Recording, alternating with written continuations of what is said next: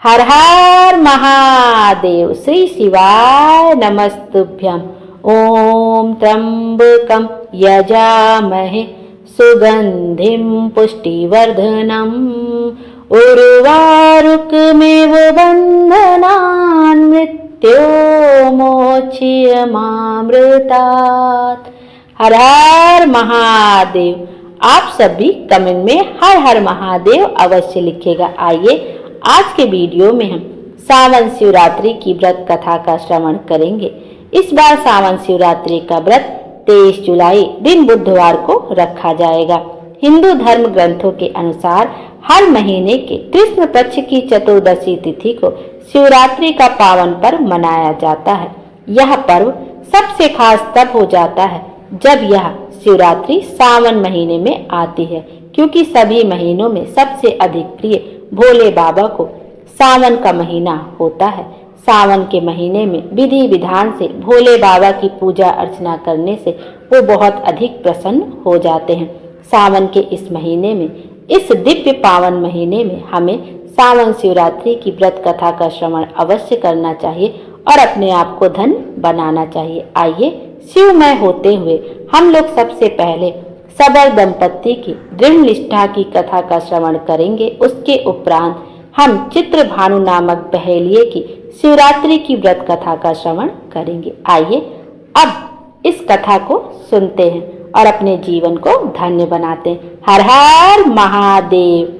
प्राचीन काल की बात है।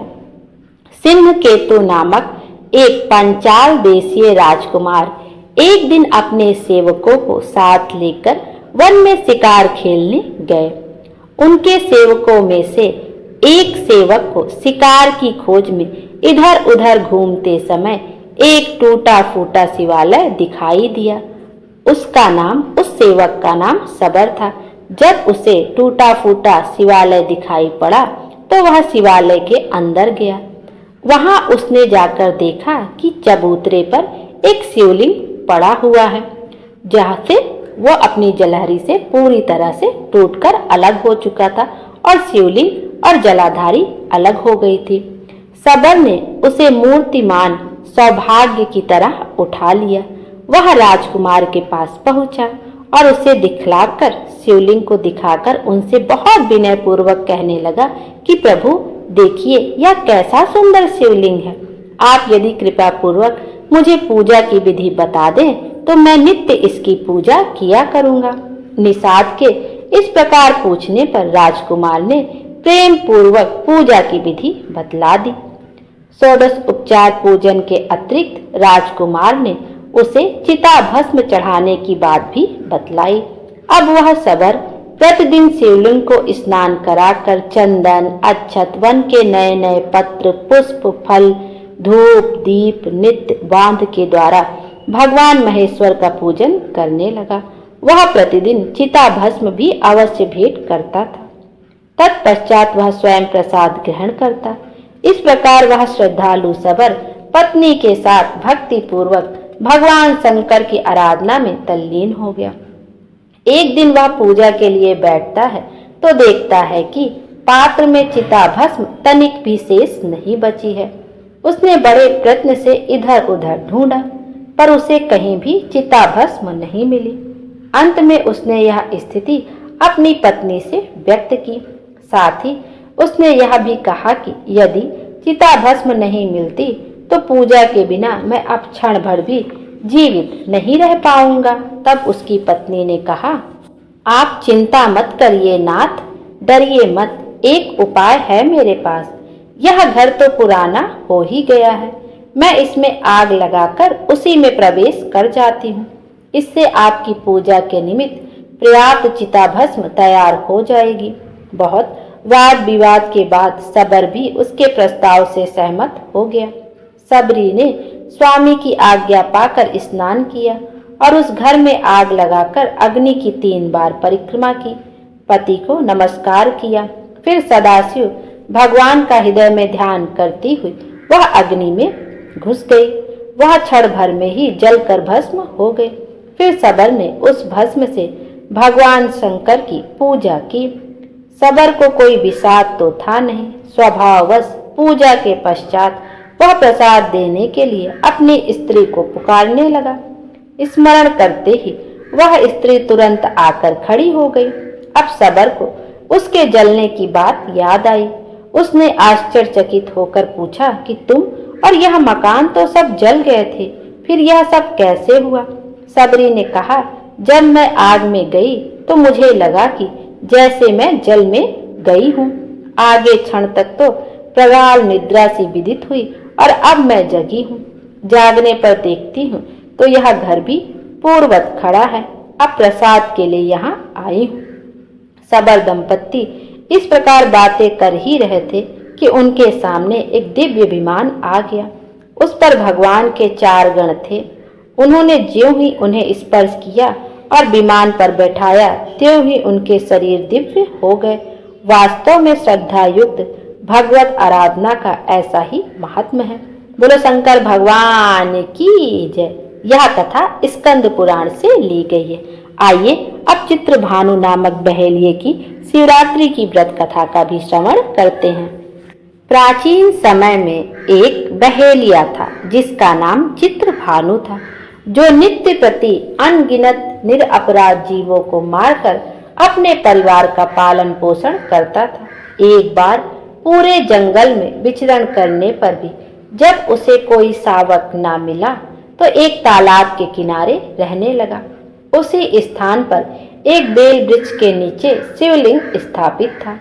बहेलिया ने उसी वृक्ष की शाखा पर चढ़कर अपनी आवास स्थली बनाने के लिए बेल पत्रों को तोड़ते हुए शिवलिंग को समर्पित कर दिया। दिन भर की भूख से व्याकुल उस बहेलिये का एक प्रकार से शिवरात्रि का व्रत पूरा हो गया, क्योंकि उस दिन संयोग से शिवरात्रि थी। कुछ रात बीत जाने पर एक गर्भणी हिरणी उधर कुलाचे भरती आई। उसे देखते ही बहेलिया ने निशाना लगाया।